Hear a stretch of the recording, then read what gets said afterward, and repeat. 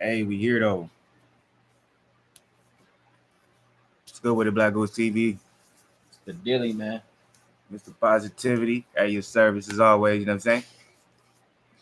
Got my boy Zen. We got episode 5 of the podcast happening. You know what I'm saying? We have some shit we wanted to talk about. I guess we might as well get right into it. You want to talk about NBA top 50 right off bats? Young Blue, what's good, baby? Yeah. Hey, nigga, we made it. So we here though. We here, man. Hop right into the top 50. Is that what you want to touch on first? You know what I'm saying? He's feeling passionate. I was feeling passionate about it too, man. It's crazy the people that they left off that list. They didn't put AI in the top 50. Hold on. You're going too fast, man. They didn't put T-Mac in the top 50. Hey, man, whoever's just in this chat, man, you're going to get this work right now, man. Because I hope myself, you feel me? And I just feel like at the end of the day, there's a lot of good basketball players out here. You know what I'm saying? People not going to be discovered. People was great in their day, whatever. So I feel like if you really played and you really got some type of, you know, like, look, I've been on teams that was good. I was good. I did this. I did that. You know basketball. And if you know that Steve Nash, Chris Paul, Ray Allen, even Reggie Miller is not better than Allen Iverson. That was never T-Mac. They didn't even have T-Mac in the top 50. Now, come on, man. Now, y'all, I see why they left Melo out because of what he's going through. But come on now. You can't have Melo out, though. If you're going to have D-Wade and you're going to have LeBron in there, you can't have Melo out. You could argue Reggie got to the finals, right? Took his team to the finals. He did. He took Indiana to the finals. So great. AI, though. I'm talking about for T-Mac. Oh, you're talking about for T-Mac? Yeah, you know. No, not for T-Mac. I'm lying. I forgot who. Because I'm like, they didn't put T-Mac in there. They didn't put AI in there. They didn't put VC in there. But I guess they didn't put Chris Webber in there. But look, are these dudes better than Allen Iverson, Reggie Miller? Come on, man. Allen Iverson would give Reggie 50 easy. I just don't know how, like, let's be 100 with it. How you going to put Westbrook in there over? Like, I love Westbrook. Westbrook a beast. But I'm like, you think it's because is it off of stats? If we talking about stats, then it wouldn't make sense why AI or T-Mac's not in there. Because the only way you can explain why Westbrook is in there because of stats. Oh God, because he ain't really done nothing in the playoffs. They'll say he went to the finals, but it was with KD. He do have that. And James, don't count James, man. No, James was on that team. He was on the team. He averaged like 17, 18 in the playoffs, bro. That's critical, bro. But see, but that's the thing, though. But we talking about now. If we're not talking about necessarily individual statistics, we're talking about team statistics. Now it's like, you know what I'm saying? Because we're talking about better teams. Nah, bro. At the end of the day, like Iverson, Iverson low key top 20. I got him at the 20th spot on the top 20. He's top 20. I agree with that. Because I'm like, at the end of the day, I say like top 30, but yeah, top 20. I can see that. Look, only reason I'm gonna give him maybe I might be reaching with the top 20. Could be 30. You could correct 30. But look, either one of them. He took. If anybody right now can tell me a dude on his team besides Eric Snow and Aaron McGee and Mutombo, that's all they had. Not in the names of Eric Snow. Come on, man. I watched Eric Snow play. I'm not trying to say he was just big garbage, but he was not that great. Not that good. And then Aaron McGee, he was 6th man of the year that year. But it's like 6th man, bro. And when he came in, he ran the point. AI went to the 2. So it's like, come on, man. Aaron McGee, come on, man. And then Mutombo, he was nice defensive player that year, but that was his last. He was on his he was 34. He was old, man. Knee shot. He was old, man. Shaq was moving him around like a little doll, man. Who was his number 2 scorer? What? Keith Van? Am I sure Keith Van Horn was on that team? Mutombo. 11. It wasn't bro. McKee? Oh, okay. McKee at 11, Mutombo 10. Okay. Yeah, man. That's not good at all. Come on, man. And he took that to the finals and beat the Lakers at Staples, man. Yeah.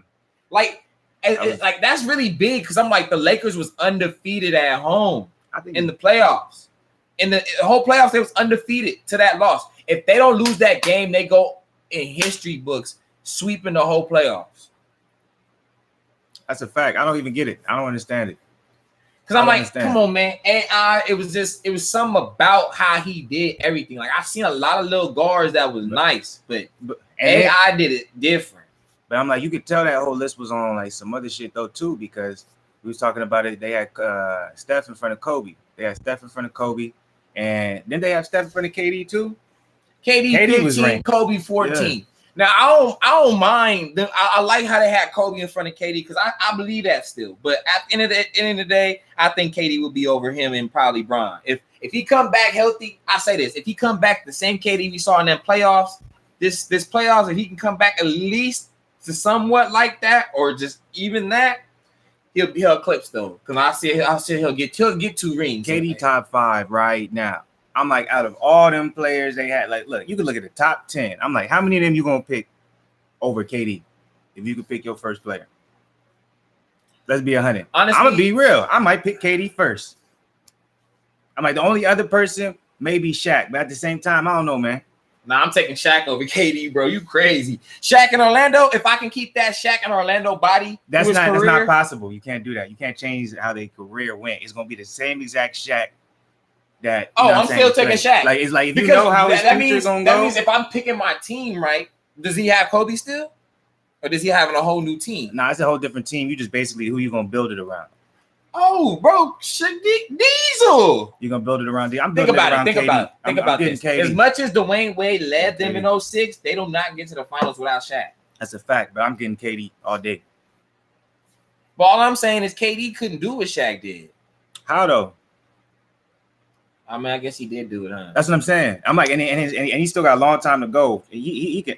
I take. He can easily get 2 more. I'm tripping, y'all. I'm tripping. I'm just saying, if you're not going wrong, you get Shaq. And then you're not. And a lot of people they come at KD because they say, "Oh, you cheated. You went over to Golden State to get the ring and stuff like that." But come on, let's be realistic. I still believe that he could have gotten the ring in OKC. Me personally, I really believe that. It's just at the same time, you got to understand, man. If you feel like the chemistry with who you playing with, that's what's keeping you from getting it, not necessarily the talent. You can't really blame him for that because it had nothing to do with how talented Westbrook is. It's just sometimes certain players they don't mesh well. You feel me? Like a lot of people are saying Kyrie and KD's not gonna mesh well, right? But I actually think they are, and the only reason I think they are is because nowadays the way the league works, like niggas be cool with each other, and there's certain motherfuckers who stay in touch more than others. So I really think like that's. I don't want to cut you off, but that's why I know Westbrook, and I was saying it yesterday. I was like, look, man, like I wasn't prepared to really speak yesterday. We didn't have nothing really on my mind. It was some Sunday vibes. But I'm telling you, man, they gonna work, man. Because I'm like, when Russ was like, man, we some inner city kids, and to see like just both of us having like a chance to win the MVP, like like we want to make sure we stay in touch. Like that's special. You feel me? So I'm like, Chris Paul is just a little nigga from North Carolina. Like, you know what I'm saying? Like, James, like, nigga, I'm from the city. I really slap your little ass. Like, like he just. How Chris Paul don't got hands, though? It don't matter what he got. Like, I seen Rondo put the paws on him. Nah, I don't know, man. He did, but Paul, he came back with a slick 3-2. You don't know, man. You don't know what that man might be doing. I said, Chris Paul might slap this shit out of Harden, and that's what he mad about. Because that nigga, Paul be pucking him all the time. Come on, a lot of people, hey, when Paul was with Griffin and DeAndre Jordan, they said they didn't like Paul because that motherfucker would just be bossing everybody around. I'm like, why all these big niggas be scared of this little nigga? Because he control their money? Yeah, nah. No, nobody controls your money, not in the NBA. But I'm saying, though, he's the one that negotiates what they get. I know, but, like, I'm like, at the end of the day, though, I'm like, at that point, how much money they making? But think about the time with the DeAndre and them was really at their career. Like, Blake wasn't really on his skill shit to his last year in the Clippers.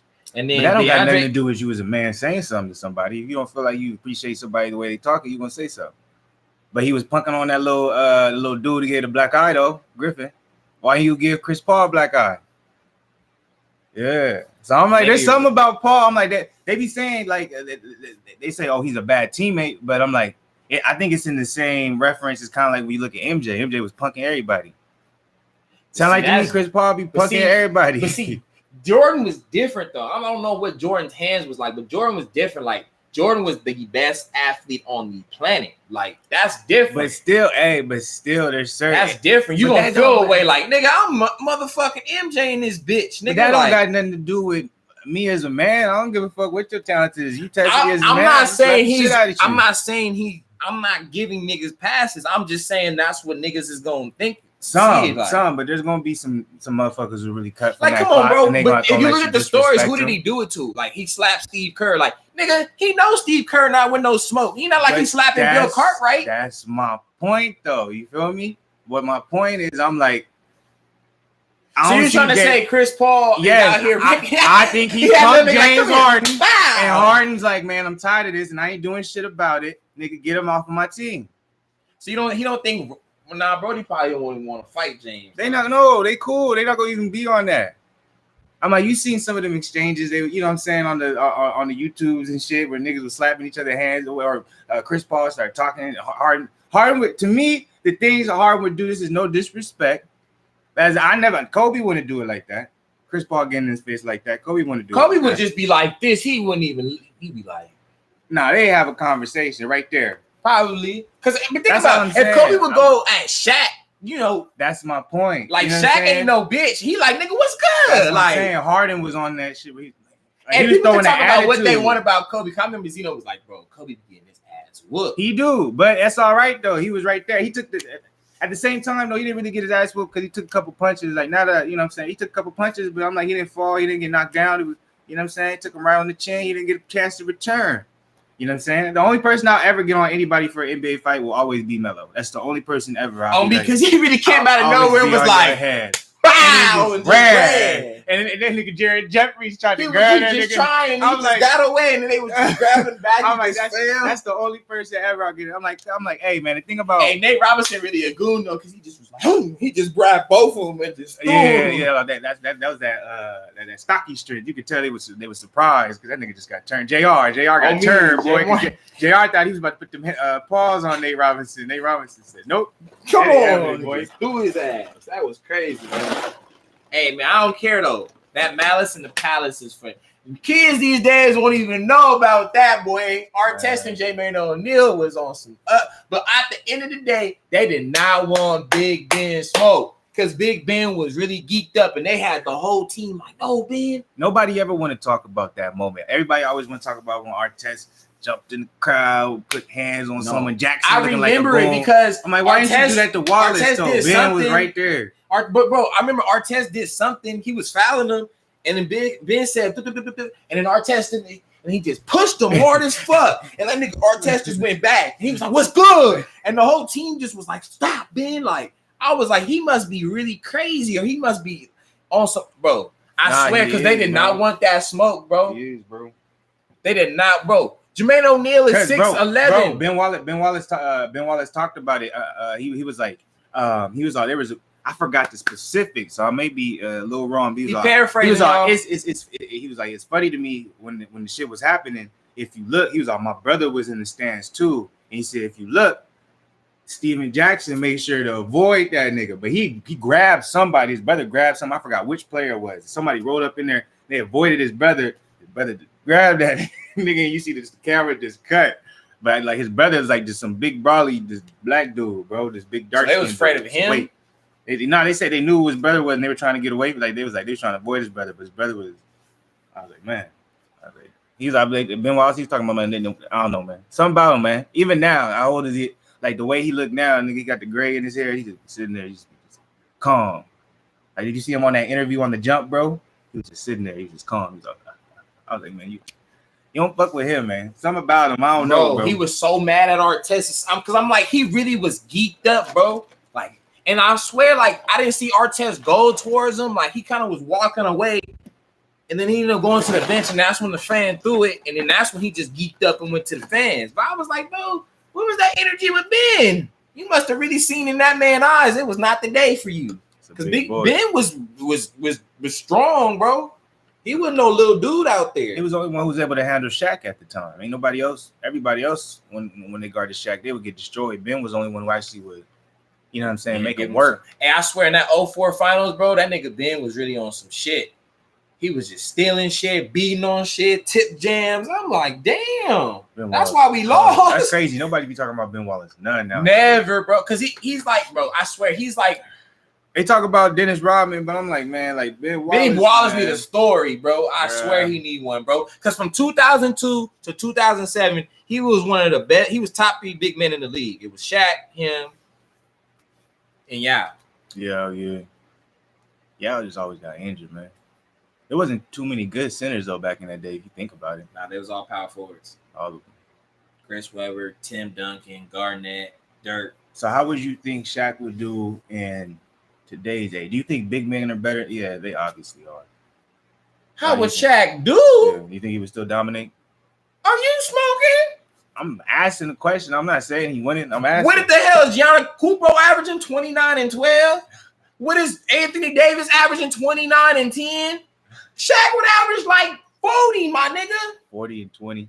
Bro, easy. Like if he was a rookie, he'd have damn near Wilt Chamberlain numbers, bro. He'd be averaging like 38, 37 points a game, shooting 60%, probably shooting 48% from the line, but shooting damn near 20 free throws a game. Bro, it's a soft league. They not Shaq out here, he gets all that. But he would be, think about it though on defense though. On defense though, he'd be getting cooked. But think about it though. Shaq was still agile, bro. He could move when he was, bro. He had to guard AI sometimes, but not really like that. No, not really like that. Not like that. No. Back then, we were just watching the game. You seen how like crowded everybody used to play. It wasn't that spaced out. So it's like you would switch, you would hedge a lot of times. Remember Garnett? What he was known for? He was known for the legendary hedge. Yeah. So a lot of times you would just hedge and then you got to get back. Now it's switch. So I'm like, that's the only thing.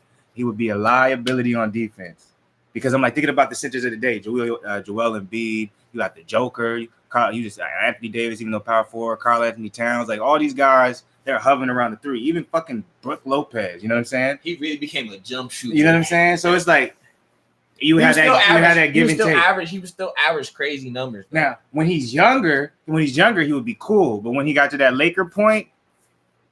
Which Lakers, bro? Because in 2000, Shaq was moving agile, bro. He was coming up the floor. Still, I couldn't see him guarding. I couldn't see him just hovering around because then that would mess with his stats too. He wouldn't be grabbing as many boards. Got more threes, longer rebounds. But I don't feel like Shaq would have to convert to the 3 though. I wouldn't say he necessarily would have to, but he would have to. He wouldn't be able to sit like right on the block, be around the paint as much. He would have. They would probably do game plans where motherfuckers would go small when he's in the game, right? Bring him out towards the 3, make him guard again. You know what I'm saying? But they'll run up the score. If Shaq was on the Spurs, bro, he would be fine because the Spurs stay with somebody on the block. You just have to have the right coach for Shaq. That's all it is. Because if Phil Jackson was like, I'm going to come back and coach Shaq, they would just run a triangle and he would eat.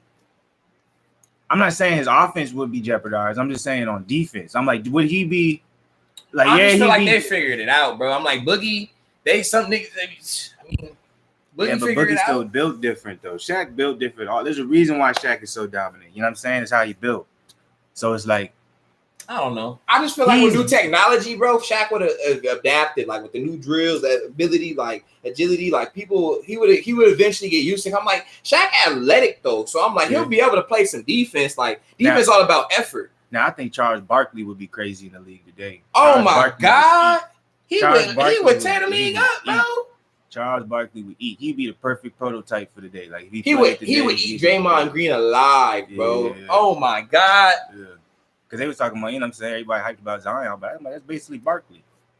I'm sorry, that's way too much put on him. I'm like, but you know what I'm saying? Like kind of how he play. He's not gonna do what Barkley does, but because Barkley was getting that bitch going coast to coast between the legs, 2-hand bro. Barkley done everything though. Because that's what people don't want to give him credit. He's a 6, bro. He's like maybe a tad bit taller than you, slamming everything off Burt. And Barkley could dribble. He could really dribble though. He could really dribble that thing. Yeah, handles. He could have been a point forward in today's game, in my opinion. Easy. Probably. Low key, bro. His shot was whatever, but he got a great post game though. Bro, his shot got better in Phoenix though. He started shooting like 38% from the 3. Yeah, true. And I feel like it would be better now too. I think that's what I'm saying. More reputation. He would shoot more. Like think about back then, bro. Plays. The teams would shoot max 12 threes a game. Yeah, it would be a whole different thing. You would be the Rockets just broke the record again, like 43s in a game, or some team did, bro. Like 43 threes in a game, bro. Like that's a lot of threes, bro. Yeah. That's crazy though. I really want to go back to the point. We was talking about NBA top 50, and then we moved on to some other topics. I want to talk about a little bit though back on the James Harden thing. James Harden, Chris Paul. We said James Harden, Russell Westbrook gonna work. I also think Chris Paul, OKC. I think they're gonna be better than what people think. I don't even think they're gonna trade Chris Paul.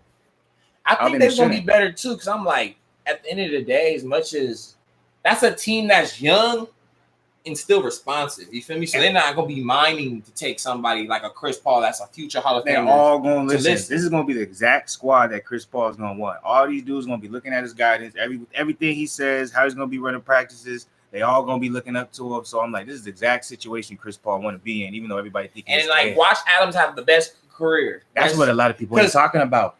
Think about what Chris Paul did for DeAndre Jordan. Think what he did for Tyson Chandler's career. Tyson Chandler was having boo-boo stats. Went to New Orleans, nigga, all of a sudden all-star. Watch what happens with Adams. Adams is about to have the best statistics. Hey, here. watch Adams be on Team USA. Oh, he can't be. Oh, but if he could be, watch him be on. He'd have been on that team, bro. Yeah. I swear Tyson Chandler started getting that USA attention right after Chris Paul, bro. Yeah, but that also has to do with him being the like you were just talking about over the Players Association. Oh, yeah. So I'm like, if you look good with him, he really thinks he'll probably put in some words for you. Tell you, man. People be talking that shit about Paul. I don't understand it, man. I'm just telling you, man. Something about that man. There's a reason why he's in that little LeBron, you know what I'm saying, circle. D-Wade circle. All them dudes, man, outside of the court, man, they got power, bro. Said Melo, he ain't got no juice right now. It man, that shit crazy. Melo's like seems like the odd man out. I know. How they treat that man like that? If you think about it, he the most hoodest nigga out of all of them, though. He ain't in no commercials. He ain't none. He never had none. But he would well, he was with, even though he got a kid with Lakeisha. Keisha.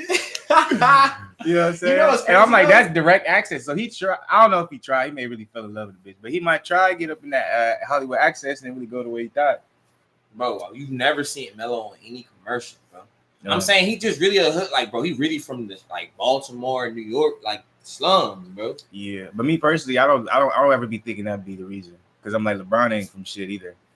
So I'm like, I don't know what Chris Paul. I think it's just the personality, though. Like, LeBron's more of an outgoing guy. Like, you see he's all, LeBron James. Like, that nigga, that could be just for his brand, though. I don't be trusting none of that shit. You don't know how none of that is. Like, I don't know how Melo is. You feel me? I don't know what I'm telling you, man. I'll be like, when it comes down to these things, man, there be reason. There be specific reason. He did something where he put himself in the wrong graces of the people. That's all it takes. That's why I think Kobe's still getting punished for the rape shit. Because I like how they how I feel like it's kind of disrespect. Put him at 14. The fact that, you know what I'm saying, even though they're saying Kobe and Shaq cool, they did that interview. It's obvious they not either Shaq's still sensitive or I'm like they're not as cool as they try to make it portray. I don't know. I just be feeling like he's the closest thing to MJ right now. And they just don't give him the respect he deserves. And I think part of that is just because he always gonna have that little sting. And they trying to keep LeBron, you know what I'm saying? And Kobe's different from MJ, and that's what people like. Think about how MJ carried himself in the league. He had the nice suits, the nice little hoop earring. From time to time, had the cigar, sharp shirt. Little, you know, he was always kind of like suave, you know, like, and then always jumping out the gym, you know. So it's like he had this type of brand where it was like Jordan's is the god, like he don't do no wrong. You feel me? That's why that gambling. When that start coming up, all that stuff coming up, you start being like, oh, okay, you know, people start saying, okay, I guess he is human, you know. They lowball tried to kill that shit though, if you think about it. Yeah. You know what I'm saying? They didn't let it really get out there. Like it's around, but it's like it's just known really. Like nobody's gonna get you on like when I think of gambling, I'm like, nah, I'm not like cook.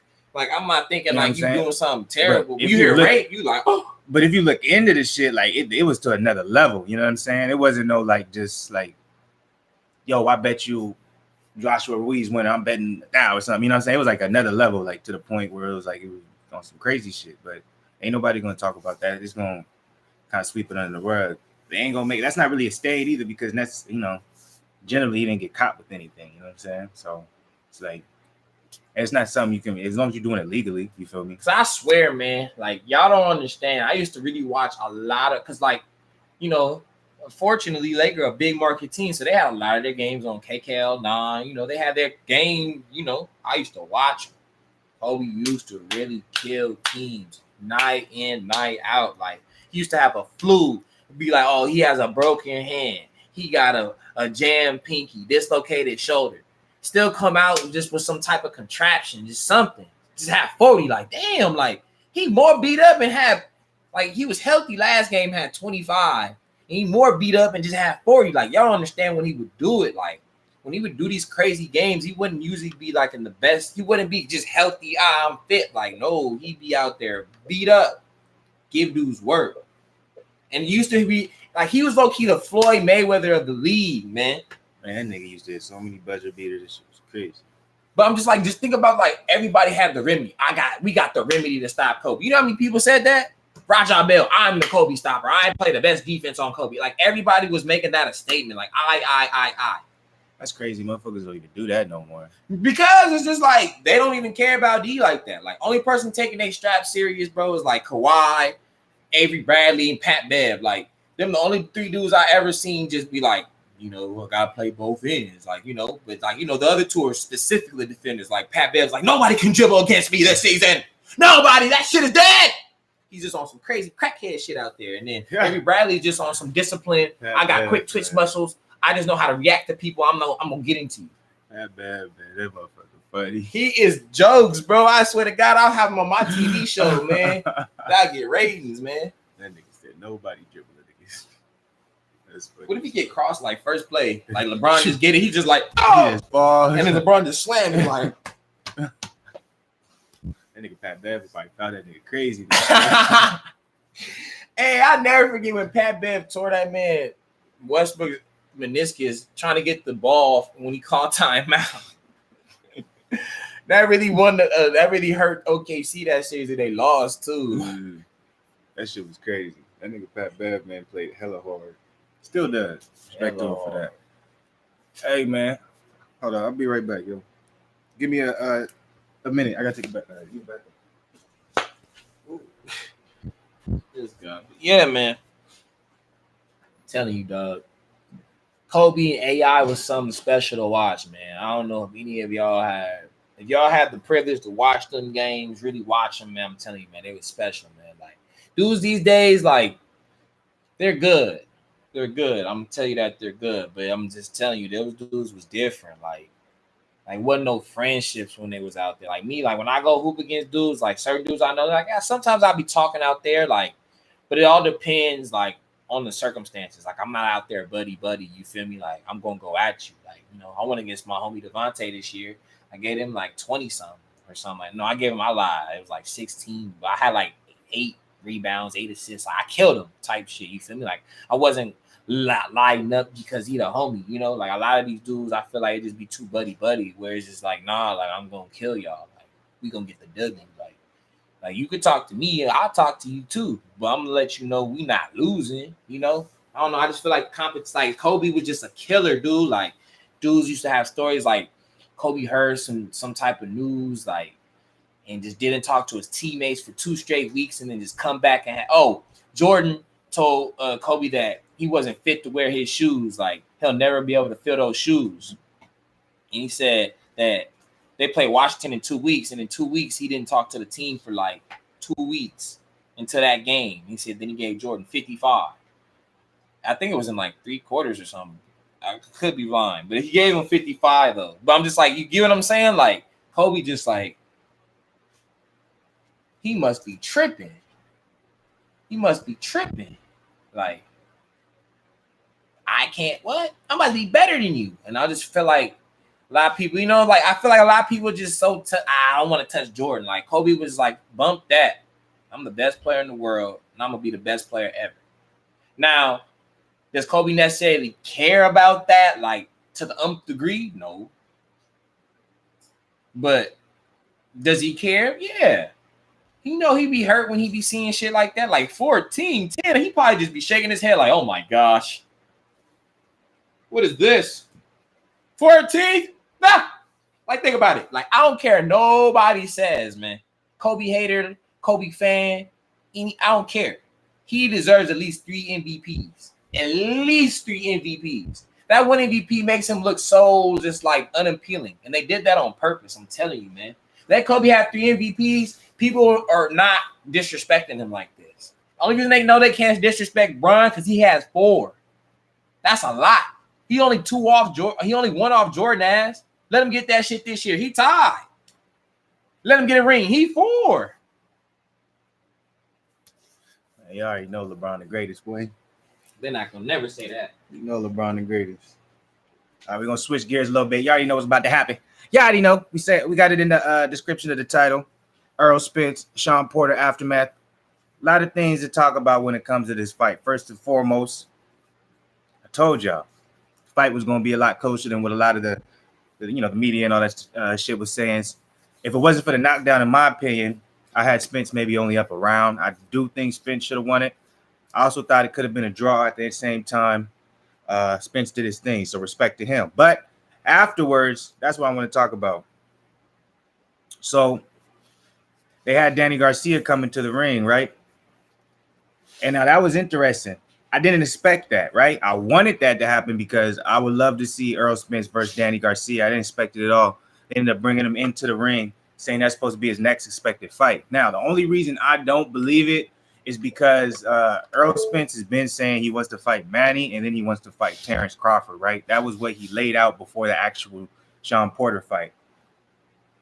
The only 2 problems with both of those is Manny's not interested in Earl, or at least his team. Manny might be interested, but it seems like his team's not.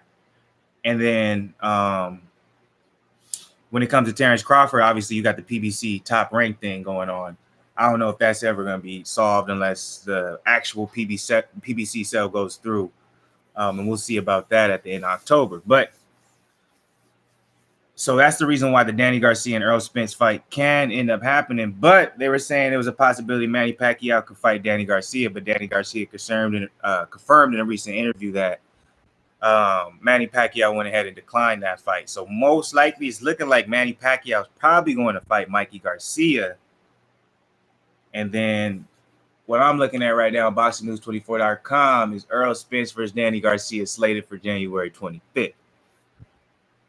So even though I personally, it's hard for me to believe the fight's going to happen at this point just because of what Earl's been saying, it can happen. You know what I'm saying?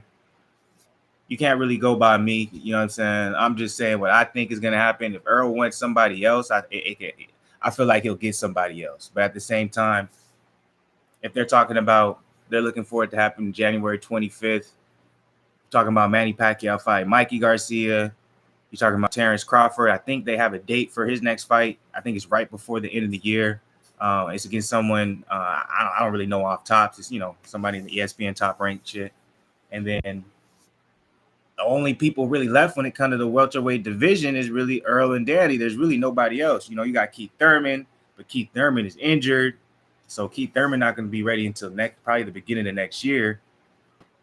So I'm like, if you're thinking about all the top guys, the only people who's really going to be ready is going to be Errol Spence versus Danny Garcia, unless he does the rematch with Sean Porter that Porter wants.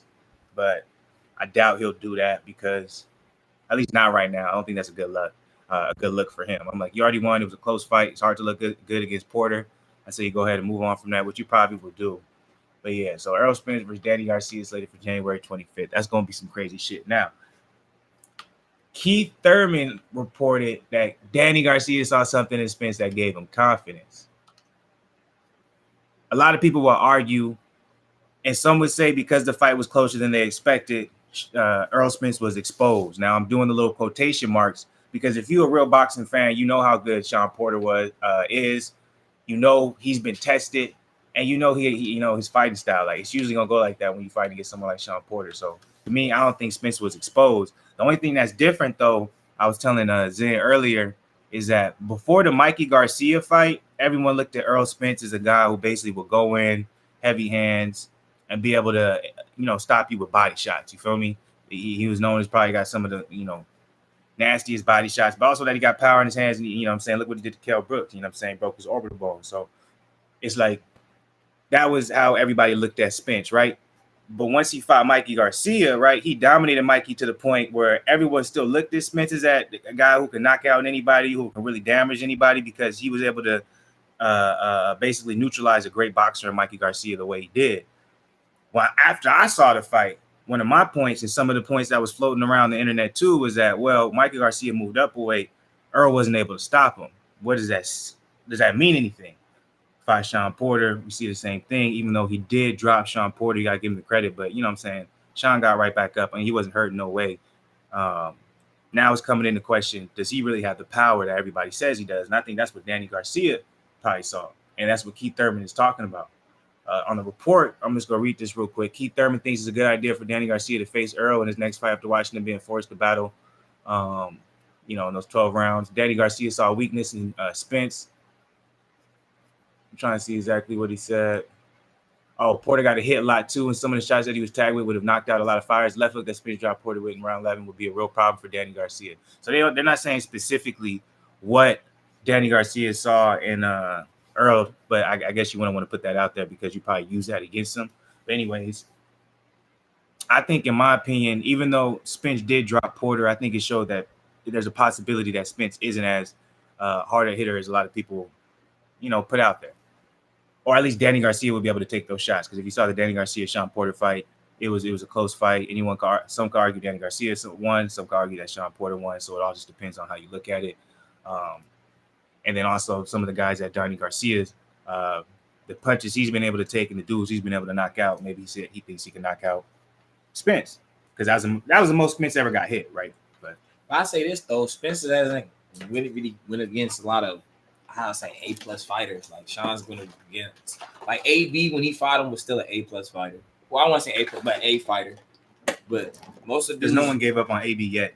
Yeah. So when you come up to dudes like Spence Sean and Mikey, these dudes is battle tested. These dudes got people on their resume. These dudes done fought like Danny Garcia alone right there. Like, so these dudes done went through some wars. It's like, Earl, you just knocking out everybody because you just bigger, got a longer reach probably, and know how to use your distance. And you are better tested. Like Lamont Peterson and Kell Brook, those are legit. Those are legit. Wins, I'm not saying he hasn't I'm just saying like he hasn't had as many as Porter. Like to the, you feel me?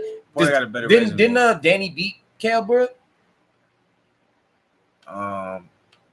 Keith did. So. Keith did. I don't think Danny fought Kell Brook. I'm not sure though, 100%. I have to look that up. I'm not sure. I don't think Kell Brook's only lost twice actually. Because Kell lost to Triple G and then Kell lost to Spence. Those are his two losses. Yeah.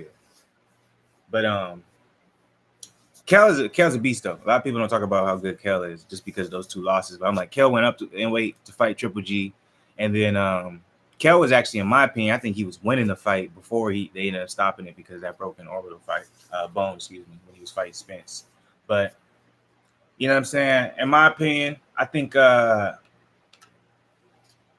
gotta change my mind to be real with you. Earl Spence versus Danny Garcia probably gonna happen because when I really think about it, I'm like, Manny Pacquiao probably gonna fight Mikey next. That's what they want. Well, who else will Manny fight? There's not really anybody else. It's hard to make that happen because Manny's still with PBC. He got one fight left. And Bud over there, you know what I'm saying? That's the problem with Bud. That's why he's like the odd man out because nobody wants to do bit. All the best welterweights for the most part are with PBC, or the most known welterweights are with PBC. So if you're talking about money fights, you got to do deals with PBC. And that's Al Heyman and him and Bob Arum got something going, even though Bob Arum says it's Al Heyman, but that's why you know what I'm saying? That's why it's hard to make the Loma versus Davis fight. It's hard to make the Crawford versus Spence fight, Crawford versus any of those welterweights, really. But the thing is, I think Crawford has one more fight left on his contract. So it's up to him who he resigns with. So if he resigns back with Top Rank, he ducking. People gonna say that, but if Top Rank offering the most money, is he ducking or is he like, they giving me the most money? I wouldn't give a damn.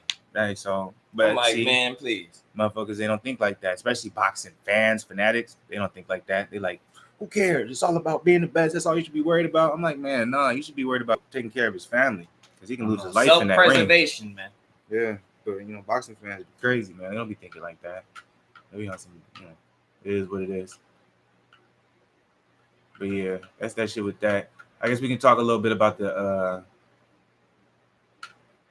You believe that? Keith Thurman, I beat Sean Porter in a cleaner fashion than Earl. He did. That's because Keith didn't go toe-to-toe with him as much as Spence. Spence was in there willing to throw. But I'll say this too, though. I saw it's similar to a lot of the Derrick James trained guys. Let me just say the known guy. You want to talk about the Charlo brothers and Spence, how they're trained, like their footwork. They're trained. Obviously, this is the traditional boxing American way: forward, back, like just basically like a cross. Think of like doing a cross, like a line, as a cross like this. You go forward, you go back, you go this way, you go this way, right?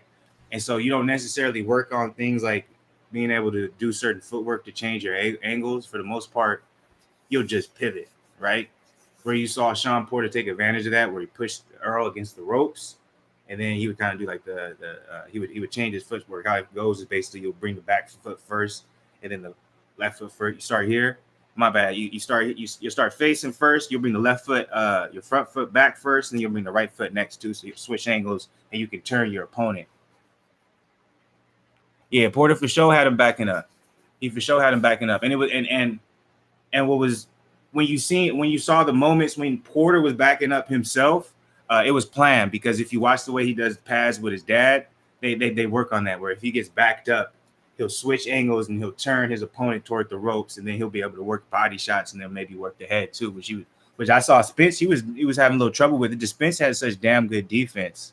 His defense is amazing that I thought Porter should have went to the body more. Low key, bro, his D's as tight as yours. Like he keep it like here, like he's there though the whole time. Even on, I feel like at times Porter, he was headhunting a little bit too much. He should have went to the body a little bit more. But still, think about it though. Like if I try to go on the body, you just but still, he's gonna get his arms tired though. At the very least, I'm like, he still be hitting the arms and things. Shape, baby. He just but still, I thought he was landing punches that. Oh no, we already know. We already know they wasn't counting them punches accurately. Yeah, but no. But what was the point? Oh, what Keith Thurman was saying. Yeah, I do. I agree with Keith Thurman. I think he beat him a little bit more clean, but Keith Thurman has a different style. Keith Thurman, he's a bike type of guy. He gets on his bike and he utilizes his jab and he stays on the outside. So because of that, he was able to evade Sean Porter. Sean Porter wasn't able to get on the inside. Earl got on the inside, so obviously the fight's gonna look a little bit more messier. What does he mean? I gotta keep waiting for he was overweight or something? I don't know. Maybe saying he was big. Yeah, I feel you there, WT. Was good with it though. Appreciate you hopping in the chat, man. Maybe he's getting too big in between camps. That's what he's talking about. So is Sean Porter weak now? No. A lot of people have respect for him. I've been looking at a lot of the comments and things. The only reason I asked because when AB lost his third fight, he was weak. That's a good point. That's all I'm saying. People just don't like the way AB loses. People don't like the fact that AB talks shit and the way he loses. That's why. I think it's more so on the side of that he talks shit. But if you really look at it, yeah, he's only lost 3 fights. But no, he's lost 4 now. 4, yeah. But it's like, what have you done for lately? What have you done for lately? Yeah. But at the same time, we kind of all know that the dudes he lost to is better than him. And we're talking about a guy who moved up 2 weight classes. Hey, he really retired, he said, though, man. After the fight, I forgot who interviewed him. You remember his name? Yeah, I know you're talking about. Dude look like you? He said, got to keep my weight in control for now. Ain't nothing cool about blowing up 25 plus pounds and having to spend camp losing that shit. 25 plus. So you talking about losing 30 plus pounds? Jesus Christ. So he walking around at about 170. Damn, man, that's a big weight. No. That's no more than that. You're talking about 180, bro. 177, 180. Damn, he's around my weight then. He walking around my weight cutting 30 pounds. Oh my God, bro. If you cut 30 pounds, dog, you would be bones. You'd be about to die. Damn, he must be a juicy man when he be walking around. He must have weight on him. For the Spence and the Porter fight, I watched some of them. For the most part, I really only watched, I won't even lie, I watched more so like Spence's pops. I don't know why, man. There's something about that man. He's fascinating. Spence's pop. I'm not Spence's pop. My bad. Porter's dad. Porter's pop. He's a fascinating man. Every time he talks, he's wearing the WBC hat and shit. Like, what's going on? He loves like that World Boxing Corporation, nigga. I'm like, why you repping so hard? You sponsored by them? We don't know. I'm like, man, they crazy. They got a joint account too. That shit crazy. What you mean? Him and his pops. A joint account of what? A bank account. You lying? I swear, bro. Damn, bro. Hey, we seen a relationship like that. I know. I'm like, them niggas is close, boy. But they be matching and shit. So I'm like, I respect it though. I'm not talking shit. I respect it. I mean, that's dope, man. You can do that with your pops. Look, I've been told people about this bullshit. I'm not even gonna talk about this really like that. But the Joshua Ruiz winner could face Wilder or Fury. That's what Hearn said. That's a lie. We've heard so many different names. Kubrat. We've heard my man's Alexander Usyk. What if there's a rubber match? What if Andy Ruiz loses? It's gonna be a rubber match. If he loses? Yeah, if Ruiz loses, they're gonna have a third fight. They got to. I don't see how they couldn't. It'll be big money. It'll be big money. Big money. Low key. Especially if Joshua knock him out. Yeah, bro. That's money right there. I got that picture. If Joshua knocks him out, do they say the first fight a fluke? Probably that's what they'll say. But they still gonna have to have the rubber match. That's why they gotta have the rubber match. So that means Wilder and Fury are gonna have to fight. Yeah, they gonna have to. But I'm like, what if Ortiz beats Wilder? That's a possibility, man. If Wilder loses, low key, they just like forget everything he does. Well, they're gonna have to have the rubber match with them too. A lot of rubber matches out here. And on the outside looking in, it's Tyson Fury, man. Tyson Fury, man, you gotta fight somebody, dog. On me, because if he fights another bum, bro, he's low key like trash. Because I respect AJ now. I'm like, even with the loss, I'm like, if you look at AJ's resume, he got the best resume out of all the heavyweights. You know what I'm saying? So I'm like, you gotta respect that. That matters. Now, like, it matters. And then Wilder got the second best. And I'm like, third best would have to be Joseph Parker, probably. Joseph Parker or Dillian White. Because I swear Fury only fought Wilder. I mean, Klitschko. Yeah, Klitschko and Wilder. So I'm like, and he didn't even beat Wilder. So this is gonna be a big test for Joseph Parker. Find Chisora, because I'm like, if he loses Chisora, I know he can outbox Chisora, but you know, Parker. I feel like I said this already. Parker takes rounds off. So I'm like, what if he loses to Chisora? I feel like his career might be on the way out. They did that man dirty, man. I just still don't understand. I never understood why he fought Anthony Joshua when he fought him. I was like, man, you got time, bro. I think if he would have waited till now to fight Anthony Joshua, probably a different fight. And he's bigger. Yep. Because I was like, damn, bro, he got like bigger for this fight. That last fight he had, bro. Yeah. Because he was smaller when he fought Joshua. And then on top of that, he fights Dillian White right after.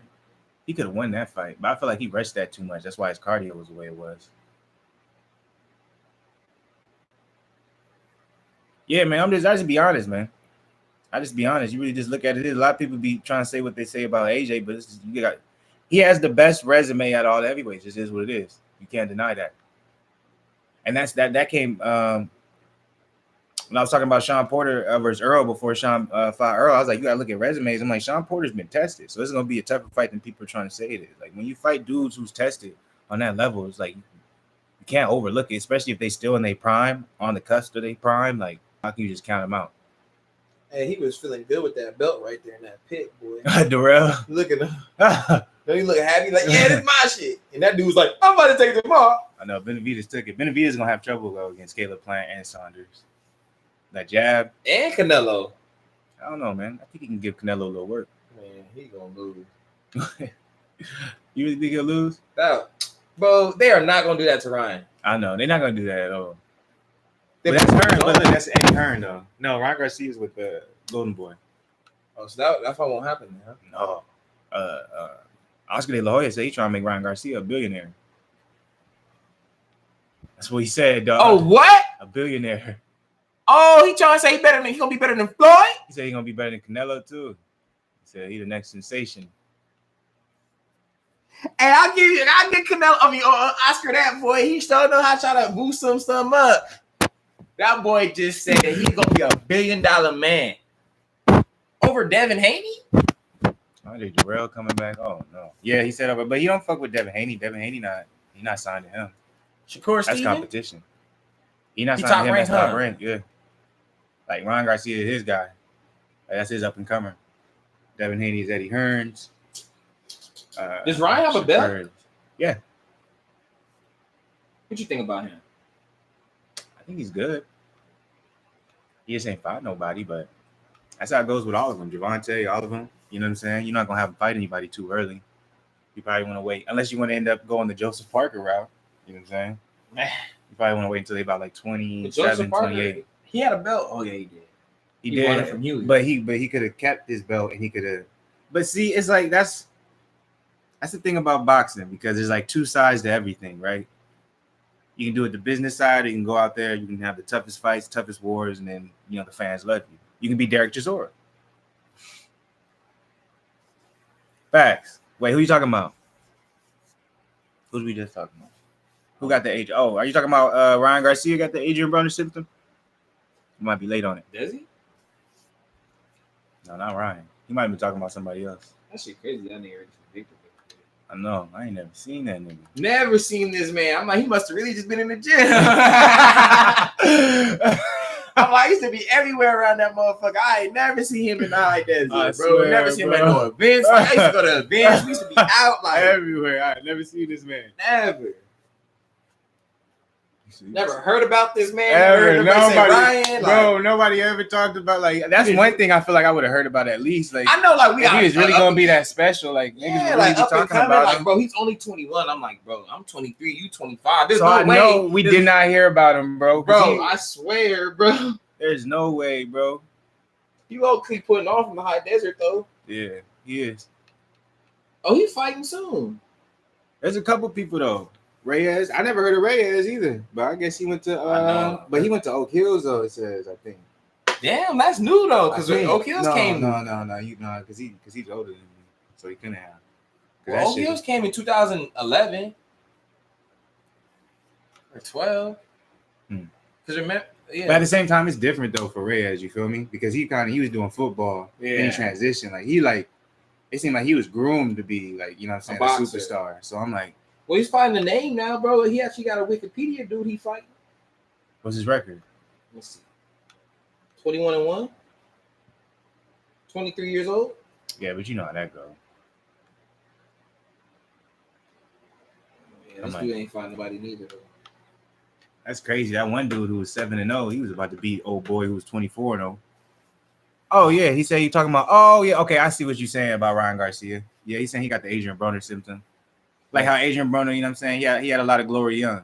Like remember we was talking about. Yeah, he did. We talked about that. Like we felt like he peaked early, but I felt like he rushed it a little bit too. I feel like he shouldn't have fought McDonough when he fought. He shouldn't have moved up and did that. He should have just been chilled and did what he did. But. Yeah, he should have just fought whoever was next and let Floyd take care of him. Because Floyd was like, I was so mad because he knew like it was a wrap right there. Yeah, he should have never did that shit. But that's how it goes sometimes. At the end of the day, he shouldn't have did it. But I fuck with AB as a human because he like, I don't give a fuck who you put in front of me. Let's get this. And AB even say though, you got to think about it. I gotta look this up because I gotta see if he was signed to TMT for a little bit. But even if he was, it wasn't like I don't know. AB had that point where like he was supposed to be the next Floyd and all that type of stuff. Floyd was supposed to be real close to him, kind of similar to like how Javante is with him right now. I know, and that's why AB when he did take that L, kind of fucked. But supposedly. Remember, that's when AB was doing about billion shit with it, and like he said, like Floyd suggested for him not to fight Madonna. He wanted to do that. So, and I think that's where that riff went. That's when it's like, well, like, because you gotta remember though, Floyd a dictator, so he don't like when niggas go against his grain because he want to show you, I told you so. Like that's the type of nigga Floyd is. That's why 50 like, what's wrong with you, bro? Like. You the greatest. I can't take that annoying, but like something wrong with you, bro. Like you can't lose, champ. Probably not. He undefeated. But that's what I'm saying, though. I'm talking. You talking about just in life, like you just can't lose. Like he's talking about every situation. Like no nigga can run up. Like he like. Remember, I don't even want to get into all that. But at the end of the day, I'm just saying like that's why AB's just like, look, nigga, like you ain't the only nigga with money. You ain't the only nigga that's special, nigga. Hey, if you know anything about AB, check out it's this dude named Queen's Flip this script podcast, and he talking about like some of his losses and shit, and he talking about how close he was with Floyd. It's crazy because he was talking about he said he was when he got hit by Madonna. What was it after like the sixth? He couldn't remember. No, okay, he got hit by Madonna in the third. He said he don't remember anything to the 9th. To the 9th round. So he said between the 3rd and 9th round, he couldn't remember nothing that happened. And he said after that, after the 9th, he kind of came back. But he said he was crying he said he was depressed like a motherfucker after that loss. But he said at that point, I guess like Floyd didn't reach out to him or nothing like that. And there's kind of like a rift there. So I'm like, that's how the game go. But for Ryan Garcia, it's gonna be different though, because Oscar De La Hoya, man. Oscar De La Hoya, he's gonna take care of that, man. Because that's the thing about Floyd. I feel like Floyd always has like these backups. If you look at the money team, or if you look at some of the guys like that Floyd endorsed, it's always more than one. You know what I'm saying? Like the way he kind of does it, where with Oscar De La Hoya, obviously he's a promoter, he has different people signed to it, but you know when they're backing someone specific, right? You know when they feel like that's gonna be the next man up, like you could just tell. Because you saw one with Canelo when he was young. Yeah, like you knew Canelo was the dude, and look what he built Canelo up to be now. So I think he's gonna do the same thing with Ryan Garcia. I don't see why it wouldn't happen. So that's why you want to see. Like Devin Haney, like respect to Devin Haney for getting his money. The only thing about signing with Eddie Hearn is with Eddie Hearn, you have to realize Eddie Hearn is really trying to make the best fights as soon as possible for as much money as he can get. You see, because they got a return to try and get back. So that can be a good thing for Devin. It can be a bad thing because maybe they put him up against something maybe he's not ready against for the money. Hearn with his own? Yeah, Hearn's over the zone. Like Hearn's like Dana White to the zone. Like what Dana White is the UFC, that's what Hearn is to the zone. But like kind of at a lower level. Nah, he's with it. Like his promotion is called Matchroom Boxing, but they hired Eddie Hearn to be kind of like the face of the zone. You feel me? So I'm like, if you do sign to the zone, like he signed to the zone and he signed to Matchroom Boxing. David Haney-Can. There's also some dudes like a Triple G.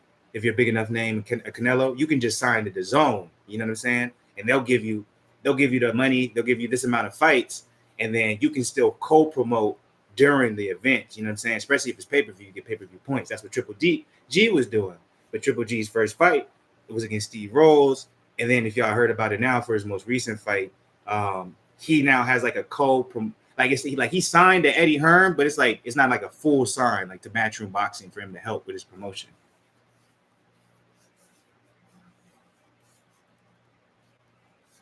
Yeah, Floyd did that. Floyd never lost. He fought the best. That's a fact. He beat the best. He beat Oscar. That's why Oscar's salty to this day, because it was a split decision. But when I watched the fight, I watched it twice just to make sure. He outboxed that man. Yeah, Oscar stayed mad though. Because he came like this, and this is why I knew he won. Floyd was like this. Oscar threw 2 punches. Floyd slipped them. Boom! Oscar just went back into the bell. I said, that's crazy. And Oscar, Oscar got a lot of motherfuckers he got beef with. But who my favorite boxer to watch? Favorite boxer to watch.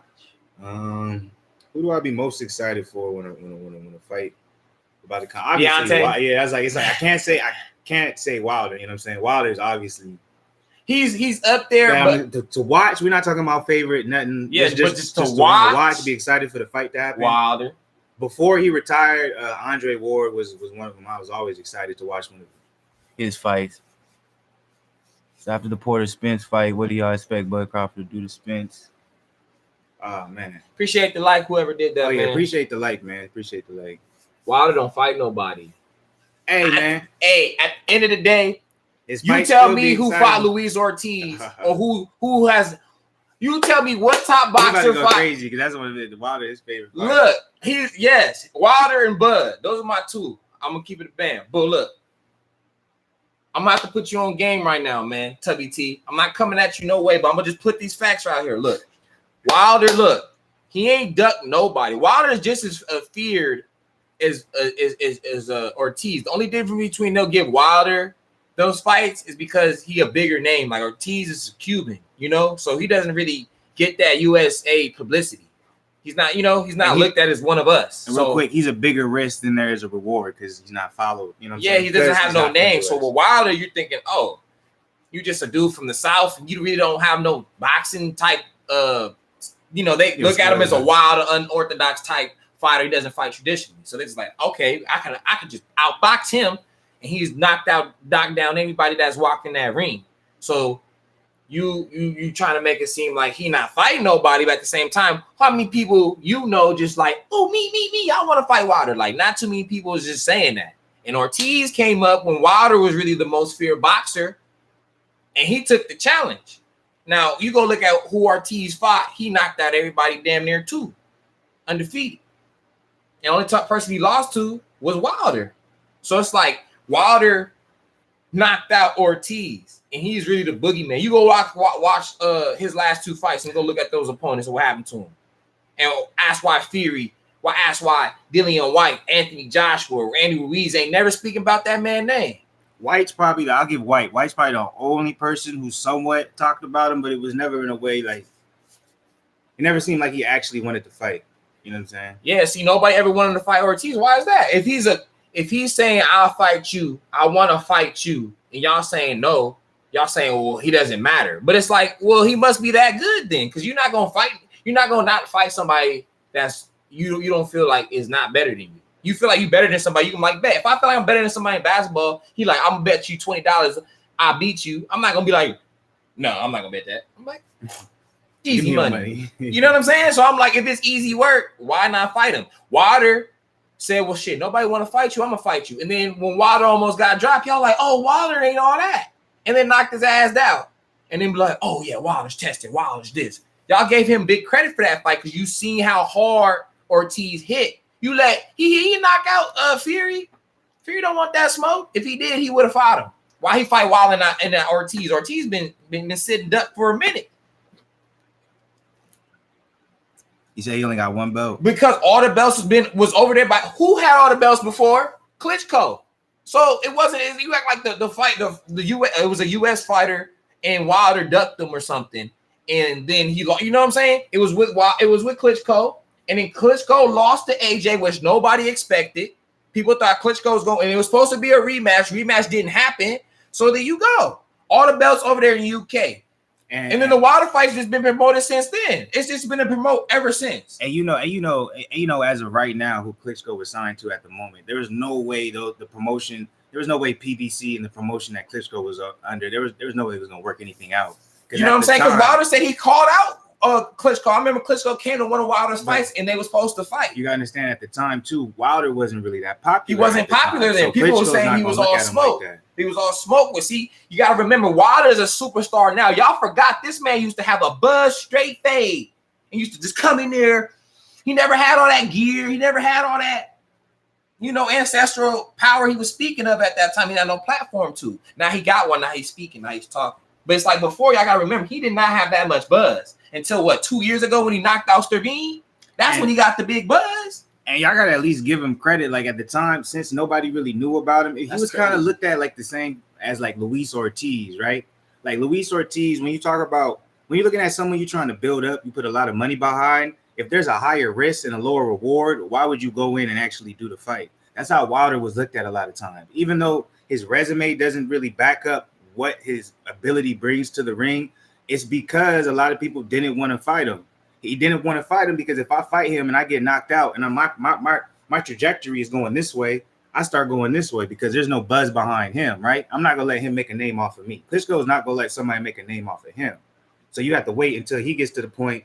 Now, as you see, Wilder's calling the shots, and you have to at least give him enough credit for the fact that the shots he's calling, like he's actually picking notable names. You know what I'm saying? Like he's not picking bums. Like Dominic Brazil's like he's not a bum. Like it's just against Wilder, he looked like one. So it's just like, hey, I agree with you, Patrick. I really like what they're doing over there too. There's rumors that they might do a heavyweight tournament next year. The only thing about World Boxing Super Series, obviously, is like I wonder how their business is when it comes to when they deal with people outside of their country, their nationalities, and things like that, because they've had a lot of bad publicity when how they pay their fighters, financial issues, things like that. And I also wonder exactly how much pull they have or how much connections they have in the boxing world outside of like overseas, because they seem to have trouble getting big name US fighters in their tournaments a lot of times. And, they're now this is the first time you've seen them partner with Eddie Hearn and Matchroom, like to get this Regis Prograis versus Josh Taylor fight happen. Is this going to be a one-time thing? Is it going to be a long-term thing? If it's long-term, I look at it as something good because obviously Eddie Hearn's connected with the zone. If it's not, unfortunately, I don't really see big name fighters going over and doing that World Boxing Super Series. I'm only seeing guys who kind of want to put like who are already good, right? But they're like mid-level when it comes to their popularity. And a lot of times they're not really associated with the U.S. because you can make a lot. If you're in the U.S. market and you're, signed with ESPN, signed with PBC or something like that, you can make a cool amount of money. Like, I think it's more of a platform, which there's nothing wrong with it for fighters overseas. I would love to see them get bigger though. If they could get bigger and they can get really the crop of the crop get up in there, that'd be great. But I definitely like what they're doing though. I agree with you. Especially I can't wait to see Prograis versus Taylor. It's gonna be crazy. Yeah, facts. But I don't like I said, you know what I'm saying? Not necessarily a US fighter. And even then when it comes to Usyk, think about the cruiserweight division. I don't know why, right? But the cruiserweight division, it just is never is at least in the last you can say decade, maybe it hasn't really popped. No one really pays attention to the cruiserweight division, which is why, in my opinion, why Usyk is going up to heavyweight. This is why you've seen Tony Bellew kind of, he switched between cruiserweight and heavyweight because the money's at heavyweight and things like that. But I still feel like you're right, Usyk, he is the cream of the crop when it comes to the cruiserweight division. But we're still left to see what he does at the heavyweight division. But you're right, it can happen. It can happen with it as it grows, as it gets more momentum behind it, maybe gets some more money. You can see some top level guys come from it. It's just, it all depends on, I don't know, man. You know what I'm saying? It all depends on who's going to be willing to hop in there, because at the same time, it's a lot to risk too if you want to be that top guy. If you're trying to be that cash cow, in boxing, they still look at, if you got that one loss, it's a big deal, unfortunately. So some people, they don't even want to take that one loss. But some people who really feel like they got it, they'll go up in there. But usually you'll see it from the overseas countries, you know what I'm saying? More so than the U.S. You don't really see a lot of big U.S. names go over there, which there's nothing wrong with that. Boxing's worldwide, so. It's been, I didn't mean to say stuff. Is Gonzalez with Golden Boy? The dude he's fighting, Shakur? Mm-hmm. Probably. That shit was promoted by Golden Boy. Because I'm Shakur with ESPN. Top rank, right? Yeah, top rank. Then you're going to get knocked out then. Yeah, they don't got Shakur fighting nobody legitimate yet. You know what I'm saying? I'm just saying, I thought, it's promoted by Golden Boy. I don't know if this was his peak. You feel me? Is this? But I guess you said they only got what you said. It's probably a co-promotion thing that's going on. Because I'm Golden Boy and Top Rank, they still do, you know what I'm saying, business together. Even though, they got a little beef within themselves, but they just settled it not too long ago. And it's not even to the point where it's it's nothing that's not even over the top either. It all depends on what the situation is before you see actually Golden Boy and Top Rank can do. I would never. It'll be hard to see Lomachenko fight. Who Golden Boy got? I don't even really know who Golden Boy got over there. So they probably would set that up. But I don't even know who Golden Boy got over there. You know what I'm saying? Golden Boy, man, their roster's kind of slim. If you really look at their roster, it's really just Canelo. That's their money right there. Here, all their money right there. They're trying to build Jamie Wanga up to be the next big thing, but he don't really Canelo's the best on there, right? And then Ryan, you would say next. Ryan would be the next moneymaker that Oscar De La Hoya wants. Jamal Charlo advises Kovalev to bully Canelo. Man, I forgot, man. He asked this question. I didn't even answer it. So after the Porter Spence fight, what do y'all expect Bud Crawford to do to Spence? A lot of people thinking Bud Crawford is going to tear apart Spence because of how he looks against Sean Porter. I don't necessarily think he'll tear up. I don't think it'll be an easy fight. Nothing. I think it'll be a very competitive fight. But I think Crawford could utilize angles against Spence that can allow him to outbox Spence. Because I feel like the only weakness Spence has, is the only weakness I see, is his angles aren't the best. Being able to adjust when the fighter, whoever he's fighting, you know what I'm saying, utilize his angle. That's the only thing. That's crazy. I don't care about the loss. I want a good fight. That's why I don't watch most fights, because they're more worried about their record. And this is no disrespect to Al Heyman, but because it's a good and bad thing how you look at it. This also, a lot of this started with Al Heyman, because when Al Heyman came over to PBC, his whole base, his foundation of how he wanted to do his shit was that he wanted the fighters to have more leverage, right? He wanted the fighters, especially the top tier guys, to be able to be here's your options. Whichever one has the most money, you can choose that, or whichever is the best fight that you want to fight, you can also choose that. And, it got into the point now, this is where we're at, which is not wrong because I'm like the fighters are getting paid, which is good. But that also means, you know what I'm saying, there's some cherry picking going on because there's so many different promotions, right? And there's so many different promotions trying to make money and trying to fit in this little bubble where if you don't got a top guy, it's hard to really make money or get your return. UFC that, oh yeah, that's a good. I almost forgot about that. UFC 243. You've been forgetting all damn. I know, man, it's crazy. Hey, I'm about to get on him right now because his favorite fighter, I say his top 2 favorite fighters is right now in the UFC. One of them, Stylebender. He loves that man. He's like, oh, it's how he moves, man. His ability he is just loves next level. See, which a lot of people probably do too, man. But he's next level, man. I watched his whole rise, and I didn't know much about his kickboxing career till right before he got into the UFC. But I watched his whole rise from. I'm glad he's telling y'all this because he just boosted my point. This man has forgotten all week about this fight. Man. He's not even hype. He was more hype about this Earl fight. I was, man. Then he's more. I was like, bro, what, next week is popping. I'm more excited about this Whitaker fight because, in my opinion, I thought Yoel Romero won the second fight, but regardless of the outcome, I thought he was gonna win both, and he didn't. So I'm like, if Whitaker can beat Yoel Romero, he always be playing that, man. He could beat anybody, in my opinion. So I'm like, that's why I'm like with Stylebender. I'm like, that's 6'4", his reach, the way he moves, his everything, all his package. He remind me of a little John Jones. You feel me? He might better. See, I never thought.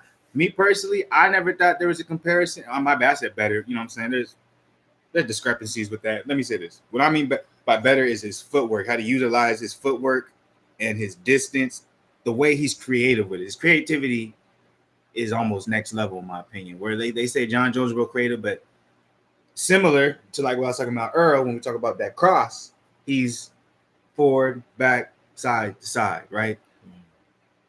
This motherfucker style bender everywhere. But one thing, it's beautiful. I gotta give John is he beat BC, and he slammed that man twice, and I never seen BC be slammed. Yeah, say something about Stipe, but wait, we gotta get back to it. UFC, we almost got a. But yeah, 243 opinions. All right. He was asking me that earlier. I'm like, it's hard for me to pick right now between Whitaker and Adi Insani. We talking about the main event as of now. You about to pull up a card? Okay, you about to pull up a card right now. So we'll talk about the main event first. Whitaker versus Stylebender. Obviously, he just said Stylebender my favorite fighter, so it's hard for me to go against Stylebender. But Whitaker does have certain tools that can be utilized against Stylebender that can maybe throw him off, right? And the thing about Whitaker is that the fact that he never gets tired is that he's able to throw the amount of punches, the amount of kicks, and be able to put them all together is amazing. I agree with that. I agree. Some would say, will argue Anderson Silva was a little bit better, but if we want to talk about Conor in there though, everything that someone would say Conor too, but Conor got hands, my nigga. He does, but the throw, like if you want to talk about how he utilizes everything in one package, like if you just watch Stylebender, like this eye test, he's like the Kevin Durant of MMA. You know what I'm saying, or the UFC if you want to talk about it. It's like I can see, like you can see, you can see Anderson Silva. He's probably Michael Jordan. You know what I'm saying?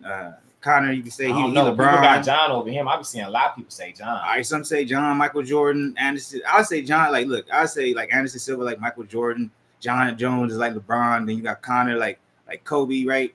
But I would see this man, Israel Adesanya, he would be Kevin Durant. Because just from the eye test, when you look at this, when you look at his skill, how he puts it all together, it's like, damn, I ain't never seen nothing like this. And the way he does it, it's not just beautiful, but you can tell that just takes so much experience to be able to put all that together. Like, you know what I'm saying? He almost had like over 100 bouts in kickboxing, but yeah, what's the card saying, man? Oh, but who would I pick between them two? I convinced myself. I got Adi Insani. I got Adi Insani winning. I think it's gonna go to the decision. I think it's gonna be a split decision. No one's getting knocked out, man. I think it's split too. Because I understand, does Stylebender have good wrestling? He has great wrestling and takedown defense, yeah. But I don't really see Whitaker going for takedowns like that. He did against Yoel. I know, but only to like mix it up. It won't be nothing where he's like trying to force. You feel me? So I don't really think, even if he does land a takedown, I don't think that's gonna matter much in the fight. I think if he does, Adesanya will get back up. So I don't really think that'll be the dictating. I think it's gonna come down to just who's gonna. It's gonna be like the Gastelum versus Adesanya fight. Like who's gonna outstrike the other one. The difference between Gastelum and Whitaker, obviously, you know what I'm saying, Gastelum is more of a boxer type base, Whitaker, he has more of that karate stance. The thing Whitaker is good with, he's a little bit better than Gastelum at mixing things up. So he'll have Adesanya concentrating on different things. While when Adesanya was watching Gastelum when they were fighting, he kind of had to just worry about head movement and being able to counter-react on certain combinations. Where Whitaker, he has such awkward combinations he throws together, things you can't really practice against, it can throw you off. So if you're used to somebody throwing this way, throwing that way, moving that way, or someone doing certain combinations, but you have someone going there and they're doing everything. Like, I've never seen this before. He's putting together a teep kick with a high kick, and he's coming over with the overhand right. Like, those are movements maybe your body's not used to adjusting against. So even though you can maybe dodge him, maybe he won't be able to get in rhythm the way Adesanya wants to do, to be able to return and be able to throw how he wants. So that's what's going to be interesting. And the thing about Whitaker is he'll keep coming. He'll keep putting the pressure on him. So if there is a knockout, in my opinion, I think Whitaker knocks out Adesanya in like the third round. But me personally, I think what's going to happen is Adesanya wins by split decision, right? That's my opinion. But if there's a knockout, I got Whitaker knocking him out probably like third round because of the pressure. Who got co-main event? Dan Hooker versus Ali Aquinta. I forgot about that. Me personally, I don't know if I guess it's been promoted pretty good. Maybe it's just I've been forgetting. I just feel like I don't know. But that fight, Dan Hooker versus Ali Aquinta. This is the thing. Ali Aquinta, this is kind of similar. This is like smaller versions of Gastelum, in my opinion, versus Adesanya. Obviously, they don't fight the same, but the thing about Hooker, he's aggressive, but he's also good at keeping people at the end of his punches. And also, when you duck in and you go low, he's really good at his knees, right? Ali Aquinta, he's a really good wrestler, and he's a really good boxer, right? In my opinion, that's what I would say. Brawler, some could say boxer, puncher. But the thing about Ali Aquinta, if you watch him, when he does enter, sometimes he'll duck his head, so it can leave him open for those knees that Hooker throws. And also, if he's trying to fake the takedown, because that's part of a lot of his game plan, is being able to get a striker kind of, reacting toward his takedown to bring the hands low, things like that, go down, grab it. That's when the possible boom, you can get hit by the knee. So I think Hooker beats Ali Aquinta. I got him. It's only a third round fight. 3-round fight. Yes, 3-round fight. I got Hooker winning. Second round KO by knee. Let me see right here. Whitaker has got a solid ground game and decent wrestling. He has to mix it up to win, so I wouldn't be surprised. That's a good point right there. I didn't even think about that. If he does choose to mix it up, Whitaker, he can definitely win by decision. Split decision if he uses striking, pressure, kind of Adesanya to get on his back foot. And, right when Adesanya gets to that point when he hits the fence, you'll see him a lot go this way, because that's when he'll start kind of you can call it get on the bike kind of circle. If you want to circle around either way, he just head boom, boom, then he'll get out. Right when he starts doing it, that if Whitaker level changes, maybe try to get a takedown, get him to the ground, hold him there a little bit, bring him back up. If he mixes everything together, that is definitely how Whitaker would win, right? I see him winning. He can win by KO. So in my opinion, Whitaker does have more ways to win. If you think about it, Whitaker can win by KO, in my opinion. And then also Whitaker, he can mix it up better, in my opinion, than Adesanya. But I still think he's gonna, Israel's gonna win by split decision. But like you said, I wouldn't be surprised not, because that's the thing about Whitaker though too. His IQ so high, it's hard to expect him not to follow a good game plan. So it's gonna be a great fight. I'm excited. I'm really excited. And then I got Hooker winning second round KO knee. I got him beating Ali Aquinta. Who you got for the first two fights, man? You ain't saying nothing. Where you at? You right, my bad. I'm over here just rambling. Go ahead, man. I got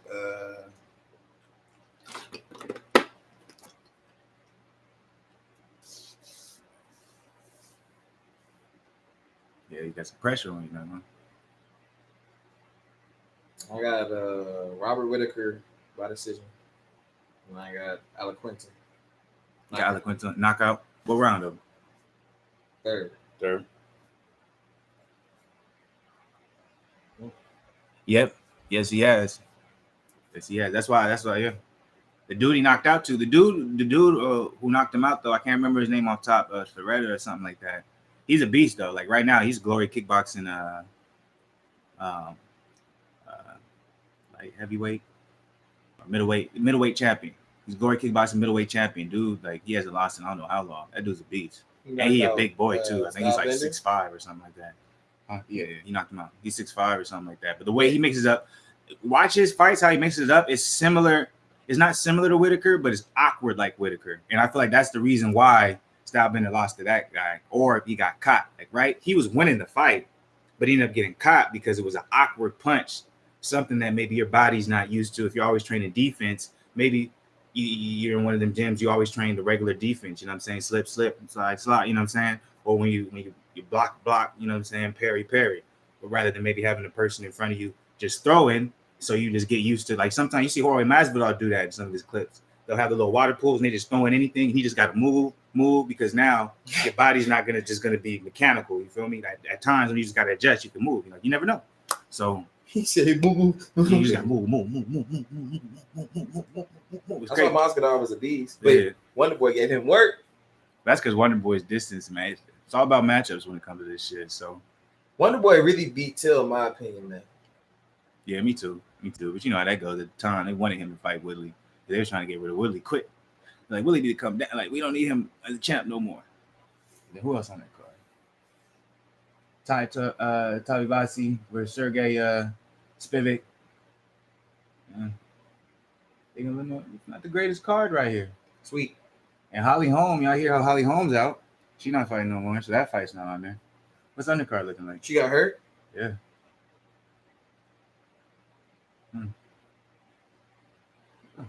Well, I'm definitely excited for the main event and co-main event. That's gonna be good. But yeah, y'all. Hey, we appreciate everybody who was in here, man. We appreciate the one like. You know what I'm saying? Appreciate it, man. Probably go live a little bit later tonight, doing something. You know what I'm saying? Not sure yet what. But yeah, you know what I'm saying? Show us love, like what we doing, like, subscribe, all that good stuff. And we're just gonna keep running out that content for y'all. Got some music coming. This the end of this week. Yeah, we got music coming out too on the channel, so y'all look for that. If y'all into music, man, check us out. I'm not sure what we're gonna be doing later tonight. We're gonna be doing something though, so y'all can just check us out on that too. We're just gonna keep every day, keep it positive. Y'all already know what it is. BlakGooseTV all day, every day, positive all day.